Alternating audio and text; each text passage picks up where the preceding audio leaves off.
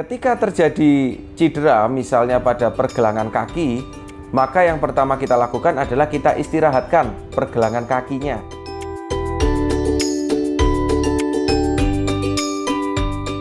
Assalamualaikum warahmatullahi wabarakatuh. Selamat pagi rekan-rekan RSI, sobat RSI, dan teman-teman yang ada di rumah sekalian. Nah, ketemu lagi dengan saya, Dr. Doni Permana, spesialis ortopedi dan traumatologi.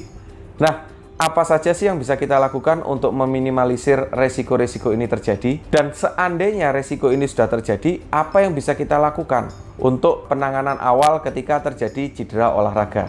Nah, kita mulai dulu dari cedera olahraga yang paling sering, yaitu cedera pada persendian. Biasanya pada pergelangan tangan atau pergelangan kaki. Ketika terjadi cedera ini, maka ada yang harus kita ingat. Penanganan pertamanya adalah do RICE. No harm. RICE itu sendiri adalah singkatan dari 4 huruf, yaitu R, I, C, dan E. R-nya stands for rest, istirahat. I-nya adalah icing, C-nya adalah compression, dan E-nya adalah elevasi.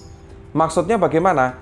Ketika terjadi cedera, misalnya pada pergelangan kaki, maka yang pertama kita lakukan adalah kita istirahatkan pergelangan kakinya. Jangan terus malah pasiennya disuruh untuk jalan. Kalau bisa pergelangan kakinya tidak dipakai untuk menapak. Nah, yang kedua adalah icing. Icing ini adalah kita berikan kompres dengan air dingin atau kompres dengan es. Karena saya lihat juga masih banyak di awam yang menggunakan kompres dengan air panas. Nah, hal ini jangan dilakukan. Ketika terjadi cedera pada trauma muskuloskeletal, cedera pada pergelangan tangan atau kaki, gunakan kompres dengan es batu. Bisa dengan es batu dibungkus dengan kain, lalu Anda kompreskan ke bagian yang bengkak atau yang nyeri, atau juga bisa dengan kompres air dingin. Berikutnya adalah compression. Ini merupakan lanjutan dari icing. Biasanya kita menggunakan elastic bandage atau perban elastis yang mungkin warnanya coklat, ya. Jadi dia perban dan dia bisa elastis. Kalau bisa jangan memakai perban yang tidak elastis, karena akan dapat menimbulkan komplikasi yang berat pada muskuloskeletal atau anggota gerak tubuh. Nah, maksudnya gimana dok compression? Es batu yang sudah dibungkus kain itu tadi dikompreskan kepada kaki atau tangannya, lalu kita gulung dengan menggunakan elastic bandage atau perban elastis. Tidak usah terlalu rapat, tapi juga jangan terlalu longgar. Yang keempat adalah elevasi. Apa yang dimaksud dengan elevasi?